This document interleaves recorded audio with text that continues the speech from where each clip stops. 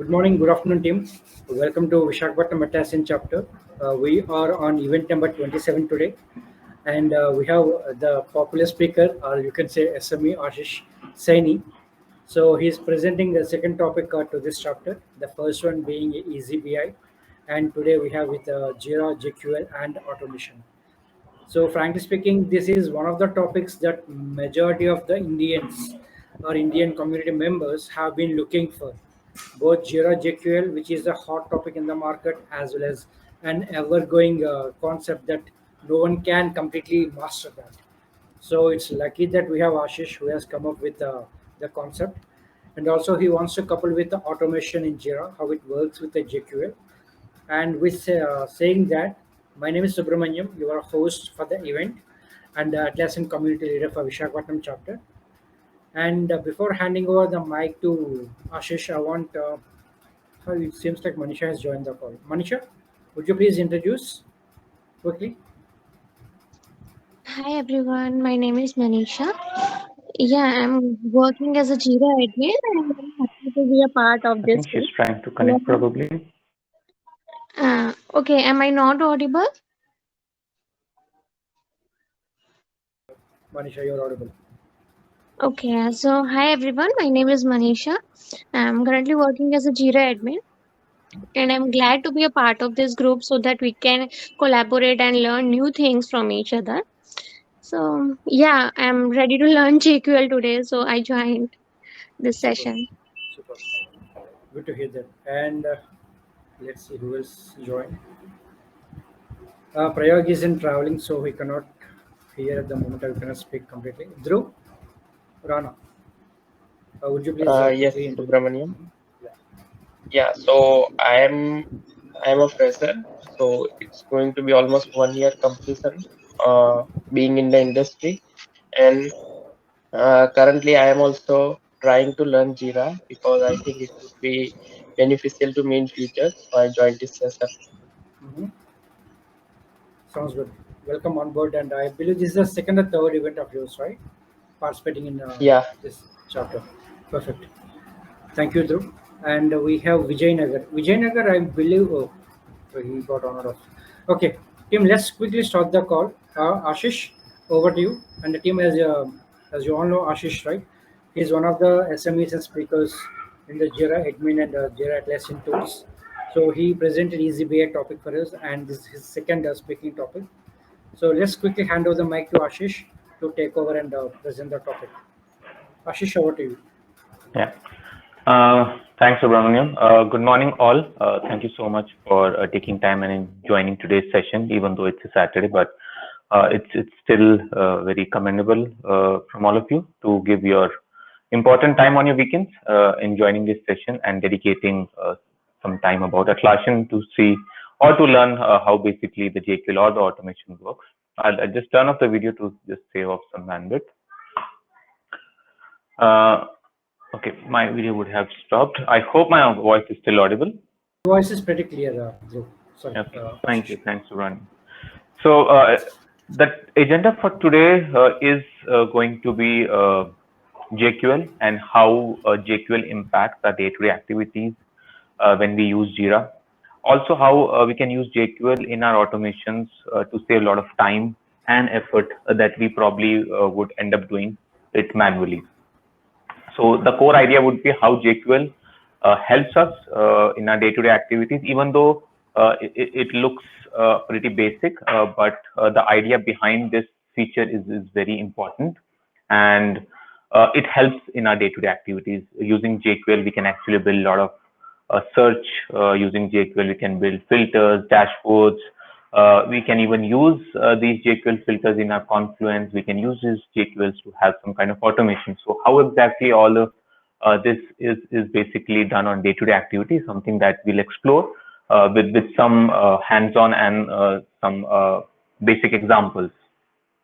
Okay, so I'll quickly please let me know if my Miro screen is visible to everyone, or Subramaniam, if you can confirm. Not at the moment.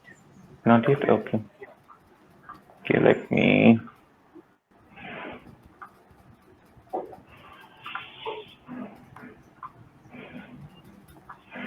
I think now it will be visible, right? Not exactly. Still, it's not. Are you presenting the entire? Yeah, yeah, it's visible now. You are on It's Miro visible, tool, right? Yeah. right? Yeah. So basically, when we talk about JQL, there are a lot of benefits that comes along with it. Uh, so we'll explore what are sorry, the different options that we have when it comes to JQL and what exactly is JQL. So JQL is nothing but the full form or the abbreviation of JQL is Jira Query Language. Uh, it is something related. It is something similar to what you can call as SQL, but it's not exactly an SQL. Not similar to something SQL. You can just search your data using the JQL. You cannot perform any operations uh, like insert or probably update, like how our SQL performs. All these options. So JQL is mostly used to fetch your data. Let's say any issues that we want to figure out, how many tickets we have received, or how many issues a specific assignee has. For searching all that kind of data, we would use something called as JQL. Now, one such advantage of JQL is it is used to search, right? And also JQL can be used to build filters. So let's say there is a specific data that I want to see each and every day. I would obviously have to write a JQL for that, and then I would not search it on day-to-day basis. Instead of that, what I can do is I can write a JQL and I can search it, and then I can save this filter so that I can use it on a day-to-day basis. Now, apart from creating filters, you can also use JQLs in your dashboards. So basically, you can create your dashboards using the JQL filter. That's another advantage of it. And then you can also use this JQL in your Confluence. So Confluence has a macro dedicated to fetch the data from JQL. So Confluence has a Jira filter macro. Using Jira filter macro, you can basically publish your data in Confluence as well. And it will be a live data. So as soon as any update is done, you will have an updated data in Confluence. And finally, you can also use JQL in your automations. The native automations I'm talking about, the native Jira automations.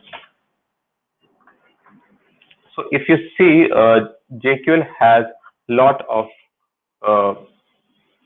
functionality of that it has to offer. You can use it for your search, you can use it for your filters, you can use it for your dashboards, right? And then you can use it for your Confluence, you can use it for your native Jira automation. So basically, it gives us a functionality wherein we not only search the data, but we are actually utilizing all of the data that we have searched for our different purpose, right? You may use the search to explore some data in terms of analysis. You can use it on a filter on a day-to-day basis to see how many issues are incoming, how many issues are outgoing, and probably use it in your dashboards when you have a meeting. You can present the data in terms of Confluence for your documentation, and you can use JQL in your native Jira automations as well. So the JQL provides a wide variety of opportunities for the users of this tool. Now, when it comes to JQL, there are two ways you can actually use it. One is a basic search. So in order to write a JQL, there are two options. One is the basic search and one is the advanced search. We're going to see how both of them work. Okay.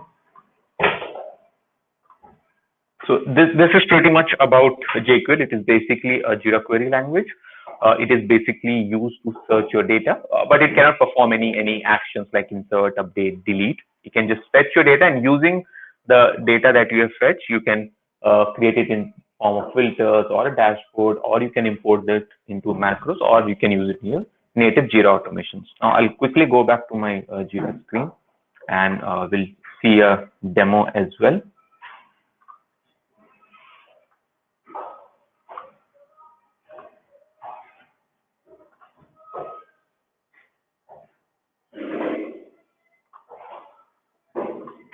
Okay, Subramanyam or anyone, please confirm if my Jira screen is visible. Currently not. Just as yes. You are in Okay. sprint 1, right? Right. So now this is my Jira screen, and as a basic user, if I don't know JQL, how exactly I access this? That is the first question.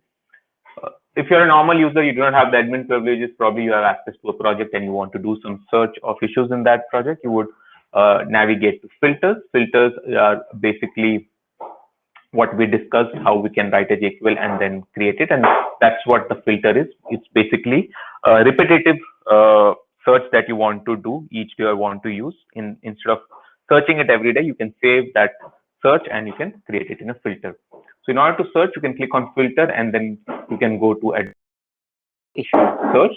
As soon as you click on it, you'll have a window which would basically display the screen where you can type it. So as soon as I click on advanced search, it basically lands me to the screen. So on the left hand side, you will see different options for filters, like what are different filters that are available. Now, if you see, this is the screen that I have, right? So under search, if you see, I have a drop down option wherein by using a drop down, I can search the data. I have different options if you see available. I have an option for a project. I have an options for type. I have an options for status, assignee, and any other field basically I want to search. So let's say I want to search for a specific issue type, or I want to specify for a specific status, or I want to probably search any assignee, how many issues that a specific assignee is. That is something that you can use as a basic and a plain user. You can actually do it using the drop down search. So all you have to do is just select the data from the drop down, and then it would display all the results. So on the left, just below the screen, if you see, these are all the search issues. These are all the search results basically based on the criteria that we have selected over here. So over here we have selected all projects, but if you want to select any single project, that also is something that is possible. Let me just try to change this.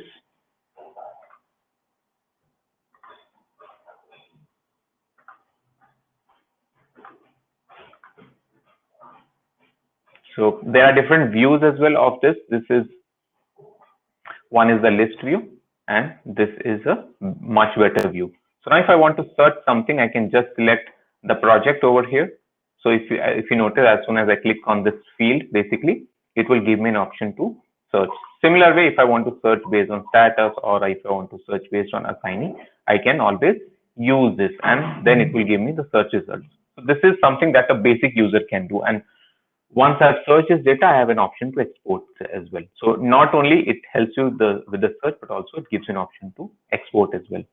Now say I am an advanced user, I will just click on this switch to JQL. Let me refresh the page. And Yes, now, let me pause you here. So it's good that you are navigating us through the basic search, right? So we have something called columns. Would you like to show any detail on the columns Sure. before we go into advanced, so that we make it complete for the audience? Of course.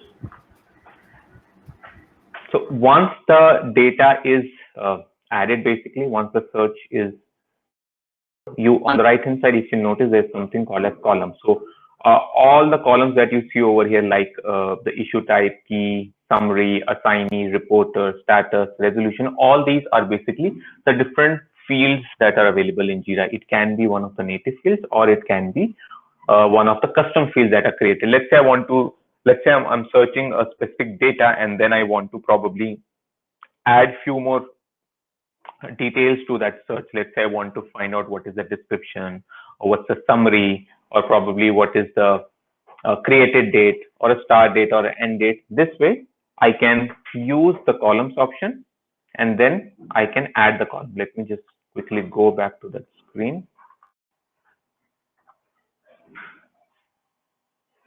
You have some backup data, right? It seems like the screen is taking a lot of time.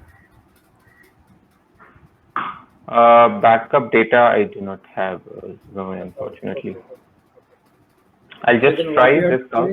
See, if you have any other applications open, you may try to save and close them, so that the screen share will be faster. Just in case we are opening multiple applications. Sure. Now is it fine? I think. It's still loading, but let's wait. Okay. Yeah. Okay. So on the right hand, please let me know if the column section is visible now.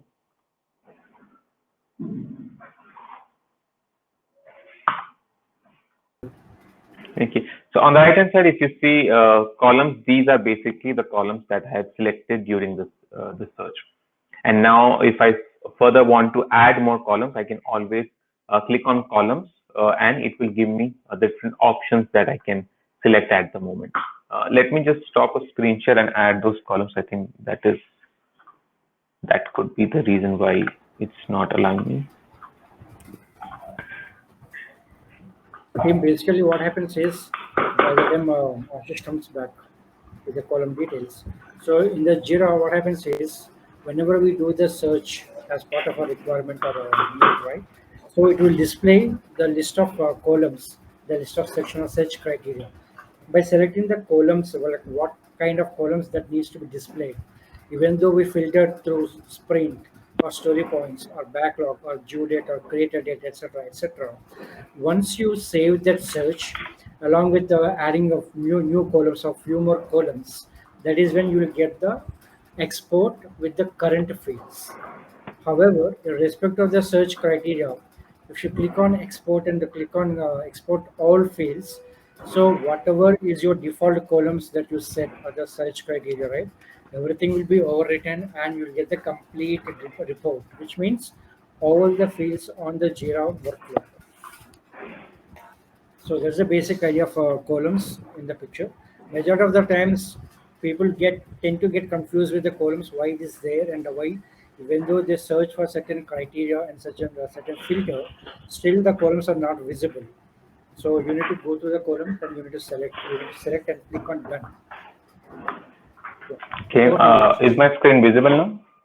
Yes, it's visible. I couldn't. I was able to manage a screen snip of the columns as well. Okay. So now on the right hand side, if you see, I have something called as columns, and these are the selected options that I have. Now, anything that I want to add something new over here, I can always select these fields that I want to be a part of my search and click on done. As soon as I click on done, it would appear in my search basically, or basically it would be added as a column. So that's the benefit of having JQL. You can not only search the data, but you can add relevant information with respect to that data that we are searching. Okay. We'll move to the advanced JQL, how we can basically search using the advanced option. So we saw how we can do it using the drag and drop, or basically how we can search it using the basic option. The second one is by you typing out. So second option would be how you can type out. Let's say I want to search some data. I would have to basically type out the values for it. When I say type out, which means I have to specify, okay, which data I want to search. Let's say I want to search for a user story in any specific project, and I want a user story from that specific project. I would just specify the name of the project. So project equals to the name of the project. Project is basically your project name. So if I want to search for a specific project, I would have to make use of this custom field, or it's not a custom field, it's a dedicated, a native Jira field. So I would have to say project equals to. Now, when I say project, I would have different options. I can say equals to, not equals to. These are the operators basically that I can use in my search. I can say, okay, I want to exclude this project. That's when I can select not equals to. If I want to use probably two different projects, I want to club two different projects, then I can use operator. This way I can combine two different projects using this in my search. But at the moment we are going with one, so that's why I'll select project equals to, and then it will automatically start giving me the values for different projects that are available. Let's say I want to search for the project, let's say STK. So I can always select this, and then since I want to add few more criteria, I would have to give and statement, or is when you are basically comparing to. Now, since I want to add more criteria, I would use and then I would have to specify my issue type, which is a story. So that's when I'll say and issue type. as soon as I start typing out, Jira is smart and it would start giving me the different options basically based on what I'm typing. You can think of it as a Google search. As soon as we start typing something in the Google, it would give us, the different or some predefined values that it thinks that we want to use it. So I'll say issue type, and then again when I say issue type, it will give me an option for different operators, whether you want equals to, not equals to, similar like that. I will say equals to, and then again when I type story, it will automatically detect, okay, there's something called a story as an issue type, and then this is how my search will be finished. So I'll select this and I'll say search. As soon as I hit on search, you'll see I have narrowed down my search to this project. Now, if I want to further add something, I can use and statement, and then I can start adding more criteria to it. However, if my search is finished, I can then have an option to order these basically issues. Now I can say order it by ascending or descending, or by any of the different fields that I want to mention over here. So let's say I want to probably order it by created date, right? And the created date should be probably descending. So this way, I am further narrowing down my search and I'm making it more refined. So this way, this is a bit of advanced search. And anywhere if you're stuck, let's say I am not sure what uh, is the correct operator or what are the possible values for it, you always have the syntax help. As soon as you click on the syntax help, this will take you to the Atlassian documents where each and everything is well documented, which talks about what is a JQL, what are different operators that you see in a JQL. Okay, so if I go to operators, it will tell me what are the different operators that are available in JQL and how we can use it with specific examples as well. So even if you're stuck somewhere, you don't have to really think about it. Just click on the syntax help and it will take you to the syntax help. So complete documentation of what are the different JQL operators, what are the different keywords, what are the functions, which are the fields on which you can basically write JQL. Everything is mentioned in this complete documentation. So you really don't have to worry about it much. Just go through the documentation. The documentation is self-explanatory and it carries all the relevant examples that you probably want to look into it. Okay, that's the purpose of having so if you see over here, it gives or it tells you the exact meaning of what an equals to mean, a not equals to mean, and how exactly you can use it. And if your query is not complete, it will throw you this error message that you see, a red color symbol over here, which means your query is either missing something or it's not appropriate. If it's correct, then it will give you an option, or it will give you a check mark, a green symbol, which means your query is complete and your query is fine. So that's when you will use it will give you some idea of how exactly is your query working out. Okay, so if I go here and if I click on search, it will give me all the search results. So, and now since I want to use it on a daily basis, I can always click on save, give the name to a filter. Let's say I want to give it the name, and then I can submit it.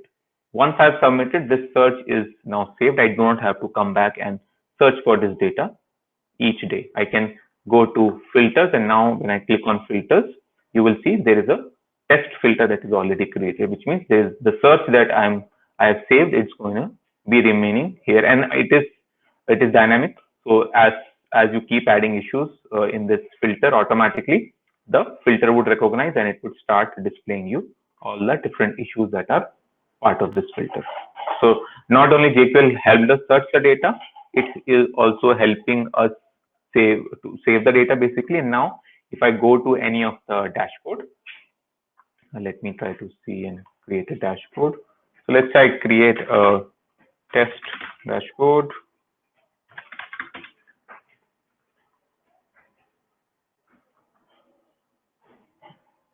Okay, save this. Now my dashboard is created. Now using that same filter, I can add, I can basically use different widgets or gadgets, and then I can basically add it on the dashboard and view it in a pictorial representation. What the data that we have right now, it is more of in terms of, you can say, table when you export it, but in the dashboard we have different widgets that we can basically use to display the data in terms of pictorial representation. I'll try to add a pie chart, a simpler one.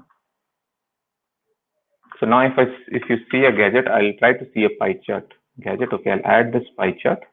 Now, as soon as this gadget is added, I would have an option to specify the filter. Now, if you see, I have this filter option over here. I'll just type out test. So automatically it has recognized, and now it will give me option to have the data in terms of whether I want in terms of a Saini or created date or a updated a date, anything that I want. Let's say I want to have the data in terms of issue type, and as soon as I click on save, it will give me a pie chart basically. So let me click on save. Now if you see, I have the same JQL which I created. I saved it as a filter. I imported that filter, added that filter in this dashboard. So using a JQL, we can do a lot of, and I can give it some color as well to make it look good. So that's the power of JQL. You can search it, you can save it, you can use it on your daily basis, and then you can always create dashboards using your JQLs. Okay, so I'll go back. Now, I do not have the Confluence, else I would. Let me see if we have some time, probably at the end of that, I can try adding this JQL to the Confluence as well. Now, we're going to talk about something about automations, which is or which are very important. So let me go to a project. Now there are many automations that we can actually do to save our time or to help our teams basically. If we are working in a service desk team, we would have incoming tickets that we probably want to assign it to someone based on specific criteria. Or if we are working in a development team, we want to probably create some subtasks automatically when a user story is created. So all these actions that we are performing, it can be done manually, but if we want to save our time or we want to be efficient, we always have an option to create an automation, and we can always automate that action. So let's try using a simple automation of assigning an issue. As soon as an issue is created, I want to assign it to someone. Instead of having a dedicated person, we can actually make use of this automation and assign it to let's say a specific team, and we can give so much criteria in our automation rule so that the ticket is correctly assigned to the concerned team. Okay, so let's try creating a sample automation for that. Till now, if you have any questions on JQL, feel free to ask. By the time it loads, I think we can take 1 or 2 questions. You just need to unmute yourself to ask the question. Alternative, if there is a background disturbance, you can use the chat window to post your queries so that Ashish will be able to address it all.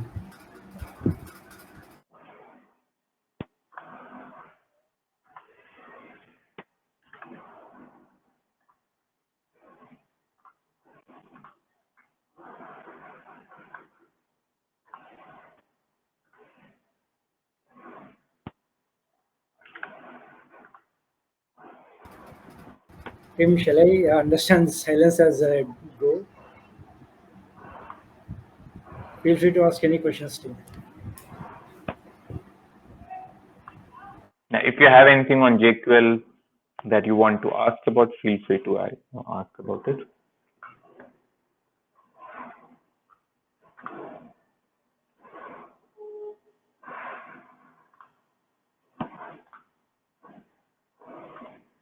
Okay, so I'm sharing my screen again. I'm in the project automation. Let me know once it is visible. Okay. So I'm going to start off with a very basic automation rule of assigning any issue. Now, to do any automation, there are three components of it. One is a trigger. Basically, trigger is what triggers the rule to be used, right? So there are different predefined triggers that are already available, like an issue created event, or and someone has commented on an issue. That will be the trigger point for automation to understand, okay, that's when I have to start working on it. Now there are different triggers that you see, and all these are predefined. You have issue created, issue deleted, issue commented, issue assigned, issue transition. So these are the native automations or native triggers that has to be set.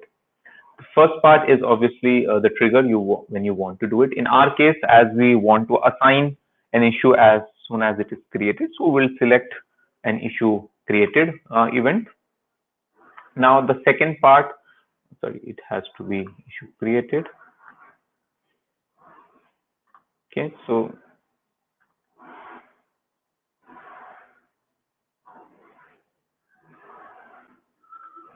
okay, now it's fine. So as soon as an issue is created, it would give us an option of what exactly we want to do. We can further specify conditions. We can specify any branch or any sub section of it, or we can directly do an action. So your automation rule consists of your trigger, any conditions that you want to specify, and final one would be an action. So in this case, we want to probably assign or we want to specify a condition. Let's say we want to specify a specific component, only then it should be assigned to a person ABC. That's when we can make use of the condition. And in this condition, again, we have multiple options. We have an if else condition. Let's say if user is A, then assign it to this person, else user is B, assign it to this person. So this automation rule, what it would do is it would follow that if else block, and it will try to see which one or which criteria is getting met, and then it would do the action. So in this condition, let's say I want a specific component to be used. The Jira should check a specific component, or it should check a specific status, right? That's when I would use the issue field condition. Now over here, I have different options over. I have status, I have created date, components, description, a lot of fields on which I can say that the specific criteria or the specific condition has to be met. Now let me select components over here. And as soon as I select component, it will further ask me, it will further give me conditions, whether it should be, all of it should be the component, whether it just has to be empty or it has to be the exact match. Only then it should validate and perform the next action. If it doesn't find that exact condition, it would deny it and it would not execute. So in this condition, let's say I want to probably, instead of component, do we have any other thing?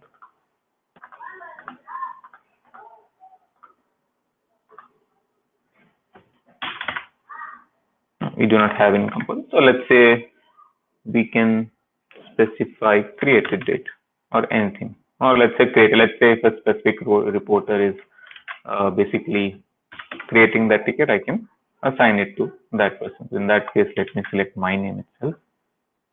So this way we can always specify a specific condition that we want the automation rule to meet. And now the final step is the action. Now in this action, I again have three defined actions, whether I want to assign, or I want to clone, I want to comment, or I want to create an issue, I want to delete something, I want to edit something when an issue is created. Now all these are the predefined. Even if I've integrated my Slack or MS Teams, I can send a notification to them that stating that, hi, there's an issue that is created, please look into it. Something like this, I can do that. So in this case, we want to assign it to someone. So let me select assignable user. And now I can specify whom I want to assign it to. Do I want to assign it to specific user, or I want to assign it to a group of user in a group, or in a specific role I want to assign it? I can always select that. In that case, I want to probably specify someone. In that case, I will use a specific user, right? And then I would type out the name. Right. So if an issue is created by this person, it should be assigned to this one. So let me save it. And now I'll say assigning. So this way, as soon as an issue is created, it will be, if it is created by this person, it would be assigned to this person. So let me go ahead and create an issue, and we can always see the results whether the rule is successful or it's failure. Now I'll just try to create a test issue. As soon as an issue is created, if you see, this is our new issue, STK7. Now if I go to STK7, it should have some assignee to it. And now if you see, you can always check your automation rule whether it is working or failing by going to audit logs. Audit logs will basically tell how many times the rule has been executed and whether it was success or whether it was failure. And when you further expand it, you will see for STK7, it was a success. And now if I go here, if you notice, the assignee has been given automatically. Now let's say I want to further add something to it. Let's say I want to further say, okay, as soon as the ticket is created, I want to probably post a comment that, that we have received your ticket and we are working on it. We can always do that. So let's try that.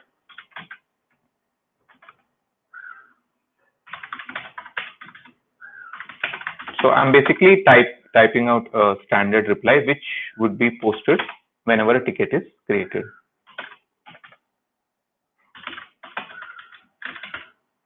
Okay, so I'll save it and then I publish it. It is very important to publish the changes, and because it will not work if you don't publish it. Many times people just create it and they don't publish it, and that's when it will not work. So now what we are trying to do is we will create a ticket, it will assign it to someone, and it would also post a comment to that. So let's try creating a sample Jira issue. Okay.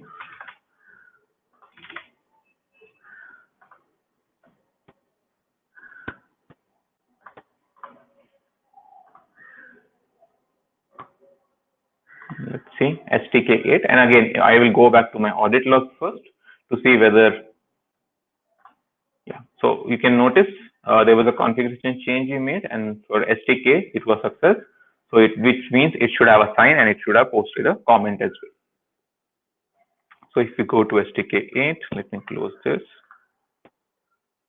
So it should have assigned it to someone and it should have posted a message as well. The automation rules, sometimes you have to give 1 or 2 minutes for it to work. It can take some time. So yeah, so it has assigned it to this person, and also it has left out a comment as well. So this way, a lot of automations that can be done using this. I'll share a good automation. Basically, in the development teams, they want to find out how many times a bug has been reopened or how many times an issue has been reopened to understand, what is the failure rate of the bug.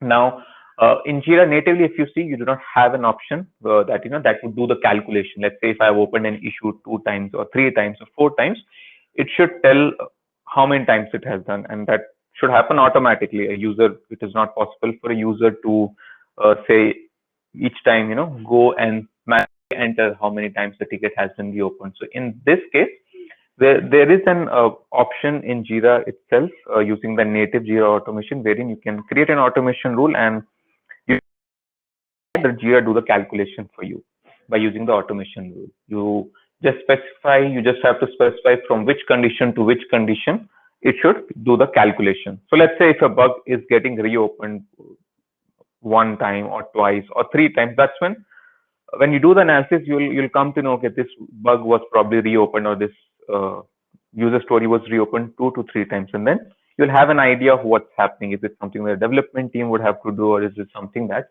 QA team would have to look into it? So there is an automation that I have ready with me that would do the calculation for us. Let me just.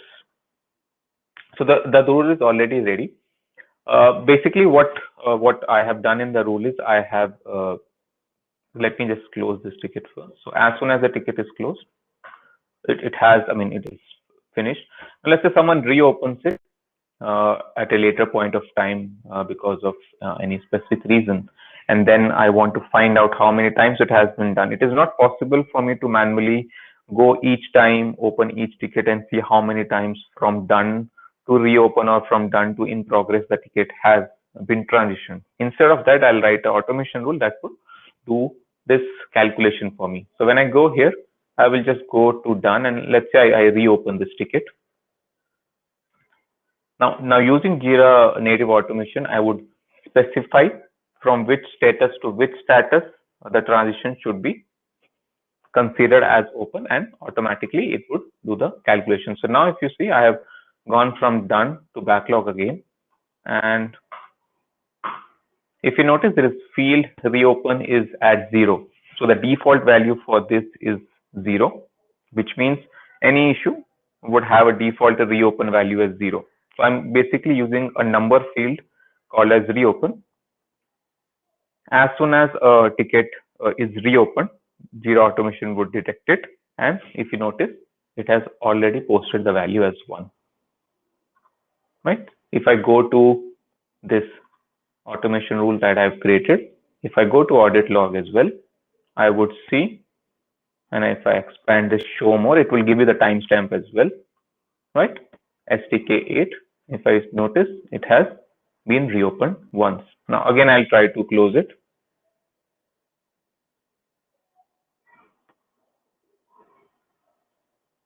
Move it to done, go back, move it to backlog again. Now what is happening is I am not doing any calculation, and the ticket is getting reopened and automatically the calculation is happening. So this way, if you notice, we not only assigned an issue to the user, we not only give a response to the user who is raising issues, we are also calculating how many times the ticket is getting reopened as well. Right now, if I refresh this, I can refresh it here. Let's see.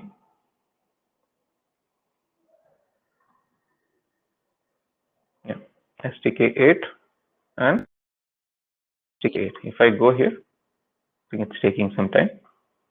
If you see, it says edit issue successfully. If there is an error, it will display an error message, some kind of error for you to understand what was the reason it didn't work out. I think it is still trying to update it. Let me refresh it one more time.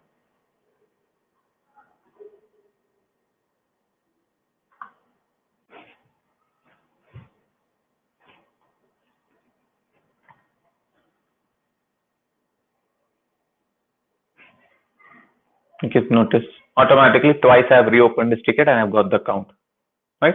And now using the same JQL, when I want to find out how many tickets have been reopened, I just have to use this custom field in the search, and it will give me a list of all the tickets that are reopened. I would just ignore the value as 0. I will say reopen not equals to 0, and it will give me the list of all the issues that are reopened. This way, I'm not only using the automation, I'm using which is helping me find out data for my analysis. I'm not sure if this was a good example for me to share with you, but it is something that is very helpful in day-to-day activities, whether you're working in whether you're using Jira Service Desk or you're using Jira software for your development purpose. There are instances when you want to analyze how many issues has been reopened. Now, I have a lot of automations in other projects as well that I probably shared with you. Any questions so far on automations? How automations are helping us? Ashish, I have a query here. Sure. See, initially you have selected, you have gone to the project settings, right? So, what Right. is the permission level you have on this project? I have the admin. I have the admin privilege. Okay. Also, you need to be the admin of the project. That's it. You can either be a Jira administrator or you have to be admin of your project to run this automation rule or to create it. If I have only the project permissions, which I can start and stop the sprint, so do I still have an option to automate? Yes. Just board permission. Your role, yeah, your role has to be administrator. Your start and stop of sprint could be coming under board of a permission, yeah, from a separate permission that will give you probably a Scrum Master role. But for your automations, you have to be the project admin.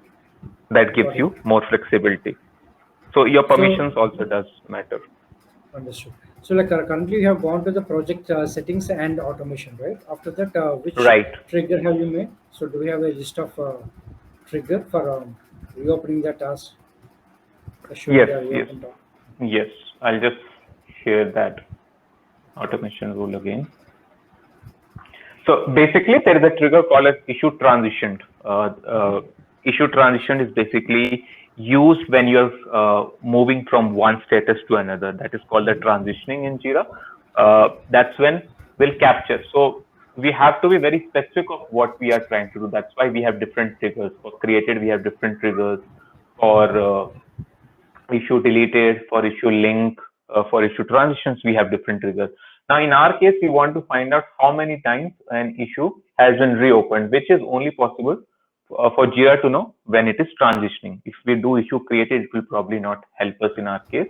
So a good way would be to use the issue transitioned trigger. And then there is some calculation part that is again a separate topic about the smart values, which has to be used in order to do the calculation part. So I'll just quickly go back to that. Sure. Okay, so I go to project settings, and under project settings, I have automation.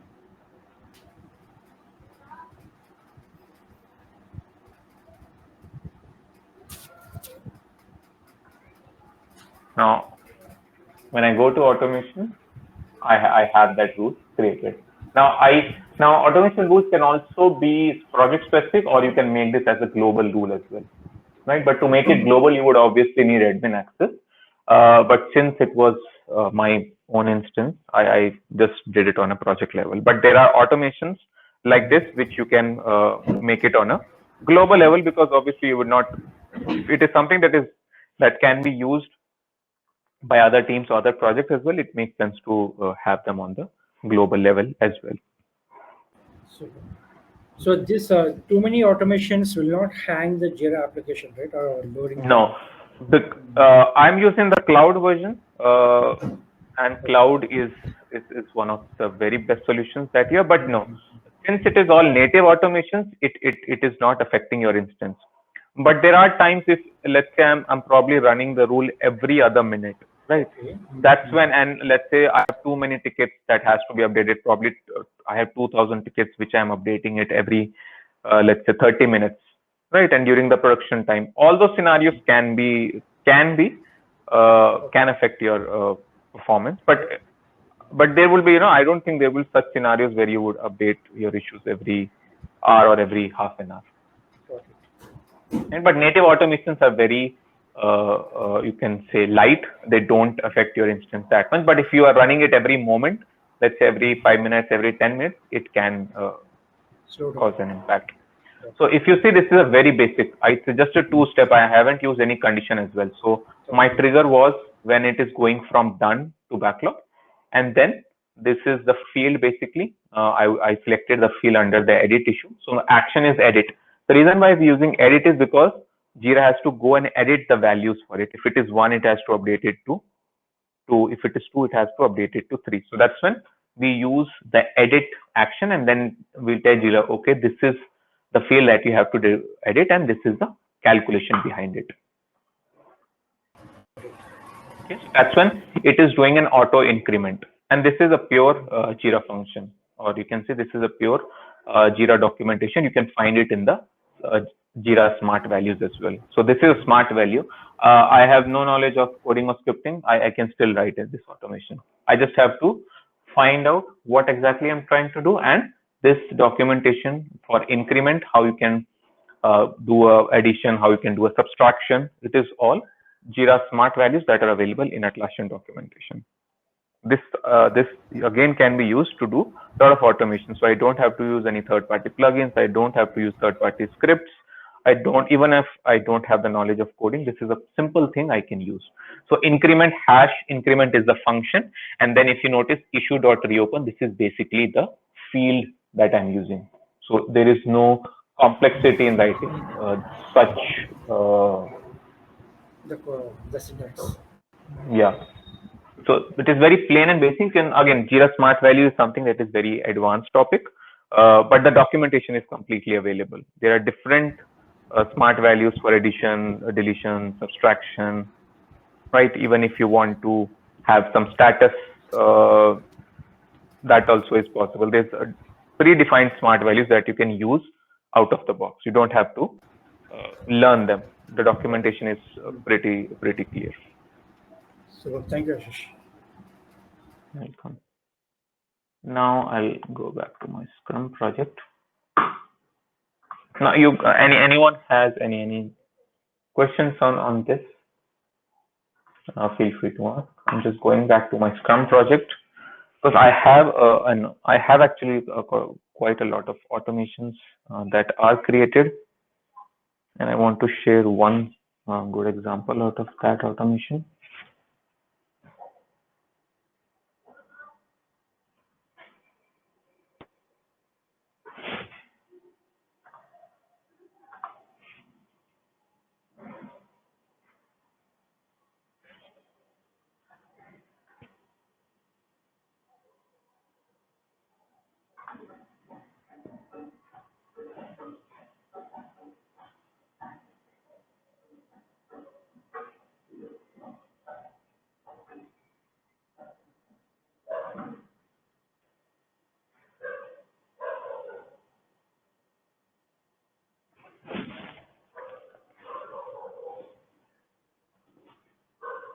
And it's always a good practice to test your automation in some dummy project, or let's say if you have a staging instance, because at times automation rules can be tricky, and you may not want to test them on your live data. So that's when it is always advisable to use or to create any automations on your staging or any of your test data that you have. Even if you don't have a staging instance, you can create a separate project and probably write automation rule in that specific project, because then it will be project specific, right?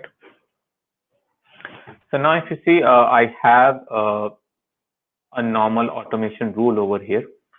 Now if you see, I'll just explain this automation rule, what I'm trying to do. Basically, I'm trying to create a subtask over here.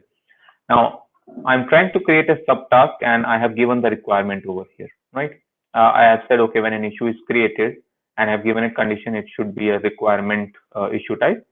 Then what exactly the action it should perform? It should create this subtask. Now, if you see, there's a create issue option.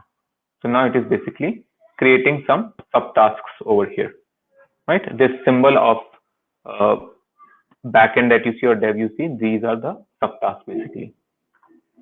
So all this is all these automations are very helpful on your day-to-day activities. Whenever a new story is created, probably you want to assign a lot of issues to your development teams, or probably you want to assign a lot of issues to your other teams. That's when, instead of assigning them individually, you can always make your automation these respective teams.